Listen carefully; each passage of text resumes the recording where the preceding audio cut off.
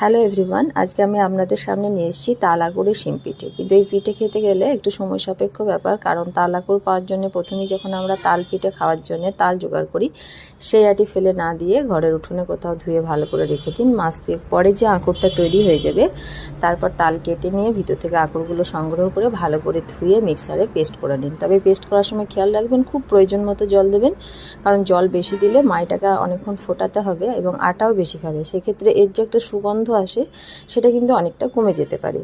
মিশ্রণটা ফুটে এলে ওর মধ্যে একটু সামান্য নুন দিয়ে এরপর আটা দিয়ে দেবেন। আটা এখানে আপনি চালের আটা, ময়দা মিশিয়ে দিতে পারেন বা শুধু চালের আটা দিয়েও বানাতে পারেন।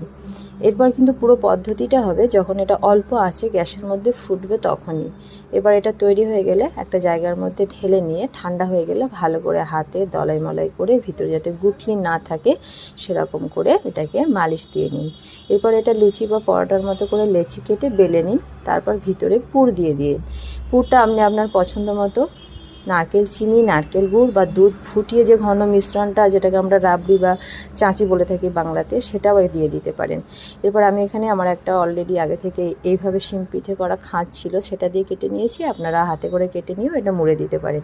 তেল গরম হয়ে এলে তার মধ্যে পিঠেগুলো একটা একটা করে দিয়ে দিন এবং ভালো করে হালকা হাতে নেড়ে চেড়ে তুলে নিন। এর কিন্তু একটা যখন ভাজবেন তখনই একটা দারুণ সুগন্ধ আসে।